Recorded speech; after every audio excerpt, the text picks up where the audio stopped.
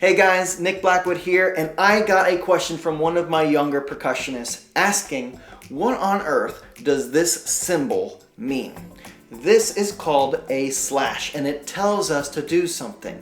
Make sure you watch all the way to the end to get all the information needed to understand this symbol. So let's break it down. We'll start with 2 eighth notes, and each of these gets a slash.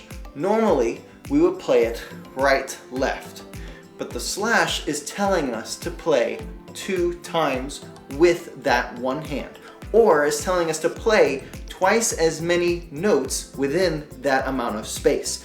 So you're gonna play, instead of 1 and, play 1 E and a.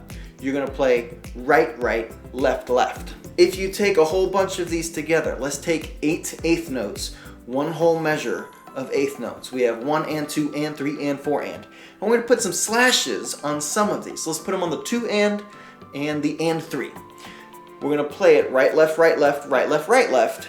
But each slash gets another of the same hand. So we're going to have right, left, right, right, left, left, right, left, left, right, right, left.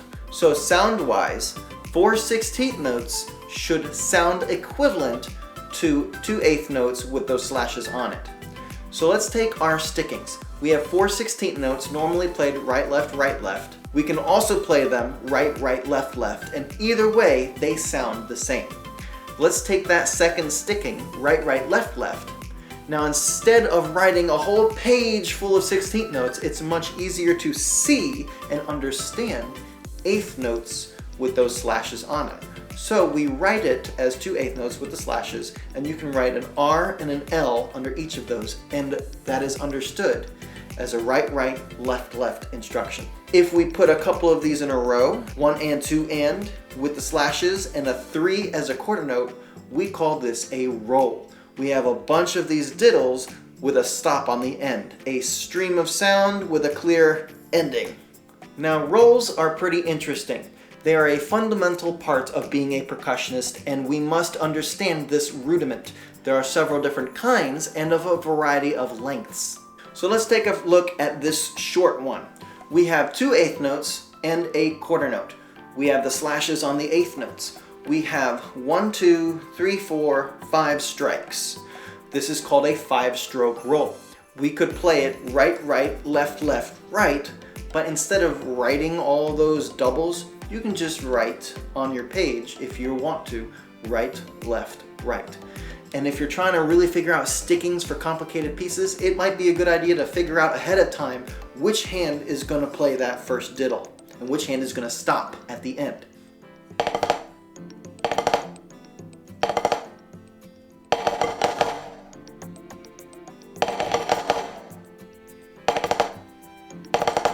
Now let's add one more eighth note to our diddles here.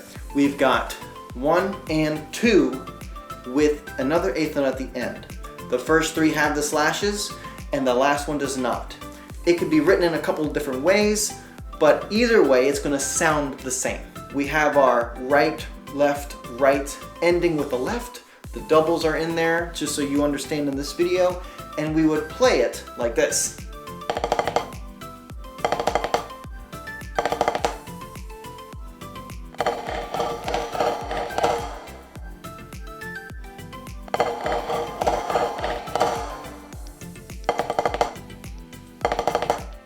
If we are counting the number of strikes, we have 1, 2, 3, 4, 5, 6, 7. This is the 7-stroke roll. If we add one more eighth note on there, we're gonna have our 4 eighth notes with the slashes, followed by that final quarter note. This is your 1, 2, 3, 4, 5, 6, 7, 8, 9, our 9-stroke roll. We'd have right, right, left, left, right, right, left, left, right. Or you could start with the other hand too. Either way, 9-stroke roll.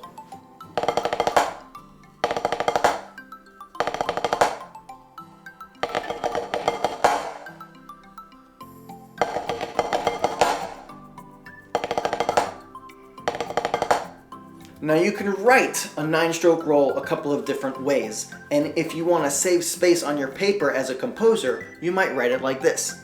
You have a quarter note, and on the stem you have 3 slashes on it tied to another quarter note. this is saying 9-stroke roll, and that accent at the end tells you to have a strong ending.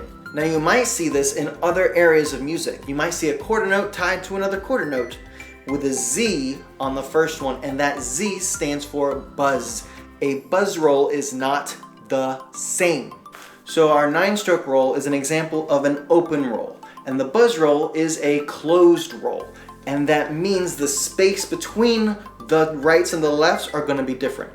Your open roll is a more traditional roll. It is your march roll. It is what you would hear in a military band. It is what you would see in the parades of people walking down the street, and you see the drummers going bra, digga, ja, digga, digga, ja, ja. They're playing their open rolls. You're gonna hear the very articulated stickings. You're gonna hear every single right and every single left. Your space is gonna be heard. All the space between those little notes, you will hear the openness of that sound. Whereas your closed roll is going to have that buzz sound. It's just going to sound like bzzz. You're going to see this in your concert band and your orchestras. Your very classical music where you just want a steady crescendo of sound.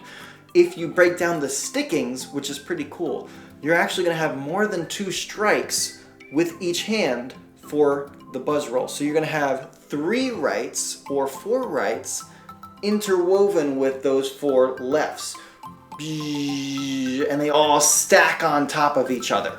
That's how we're able to create this open drone, or this wall of sound, this building, steady, growing wall of just, and then the final ending could be a soft or it could be a very strong ending. Either way, it's consistent and we do not hear that space. So let's recap. Note, stem with a slash means you're going to play in that one space twice as many notes. Diddle. You can play this with your right or your left.